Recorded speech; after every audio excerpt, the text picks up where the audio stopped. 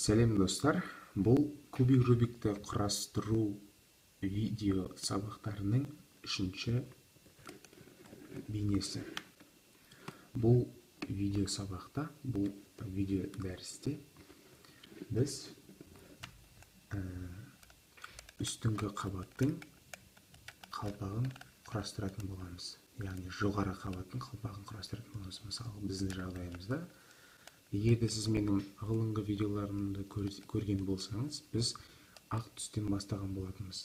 Бұл жерде крес құрастырдық, одан кейінгі, яғни қос таңбасы секілді. Одан кейінгі біздің құрастырғанымыз бірінші қабат. Келесі кезең бізде екінші қабат болған. Енді одан кейінгі біздің алдымызда тұрған мақсатымыз ол кубиктің үстіңгі қабатының қалпағын құрастыру түгелдей. Дәл осы ақ түс секілді біз осы жерде сары түсті жағын түгелдей құрастырамыз. Бұл методика бойынша екінші қабатта құрастырғаннан кейін сізде үш түрлі жағдай келуі мүмкін, үш түрлі жағдай құрастырылуы мүмкін.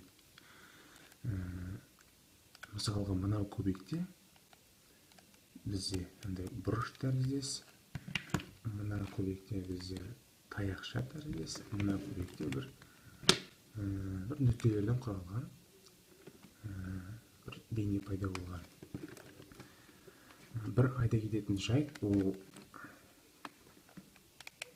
кубик рубиктің құрастырудың осы кезеңінде бізге назар аудару қажет.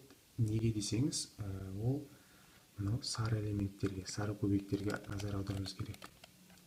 Яғни осы кубиктағы мына сурет, егер де мына кубикке қарайтын болсақ, ол мына суреттер үш нүкте, мына кубикте осы үшеуі. Ал дәл осы кезеңде ең алғашқы жоғарғы қалпақты құрастыру үшін біз ең алдымен крестті құрастырамыз. Яғни үстіңгі қабатта осындай крест тәріздес бейне шығаруымыз керекпіз, суретті шығаруымыз керекпіз.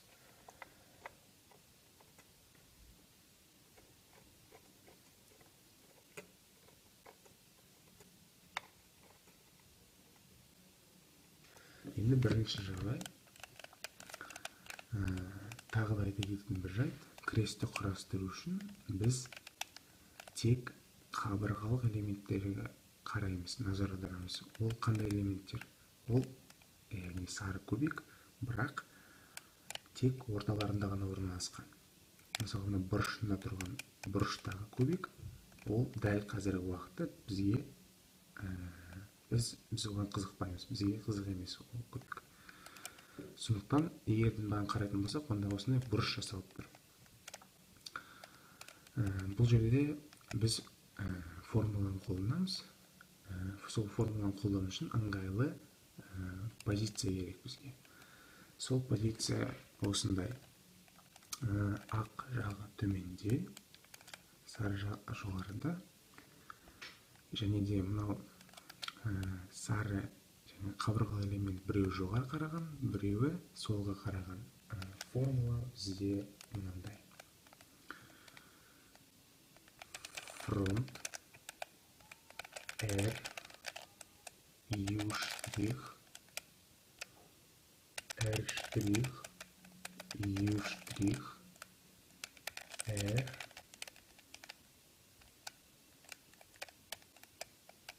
U R штрих фронт. Бұл жерде шыққан суретті біз келесі кезеңде ары қарай құрастыратын боламыз. Ең бастысы бізде осындай тәріздес крест пайда болды. Осы біздің мақсатымыз болған. Келесі жағдай, екінші жағдай пайда болуы мүмкін, ол бізде осындай таяқша тәріздес. Бұл жерде қандай формуланы қолданамыз? Ол формула сәл өзгешелік, оның орындалуы өзгеше. Яғни суретті осылай қоямыз, осындай бағытта қоямыз. Формула осындай.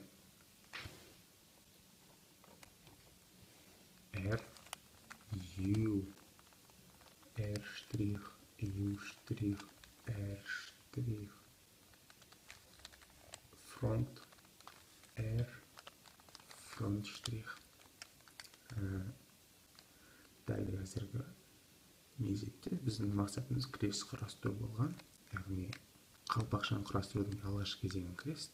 Ол құрастырылды. Келесі үшінші жағдай бізде осындай нүкте пайда болуы мүмкін. Нүктелер әртүрлі. Бұл жерде өте көп суреттер пайда болуы мүмкін.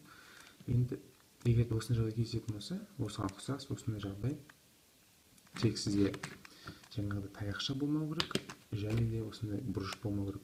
Осы бұрыш пен таяқша болмаған жағдайда сурет осындай шашыраңқы болып келсе, онда жаңағы екі формуланың біреуін қолданамыз. Мысалға, мен таяқшада қолданған формуланы қолданамын.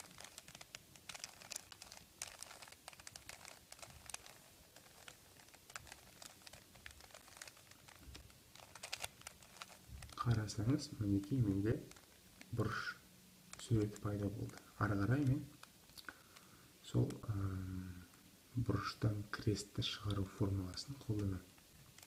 Фронт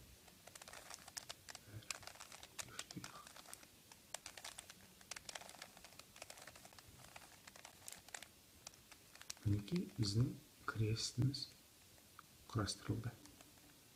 Көргендеріңізге көп рахмет, сау болыңыздар.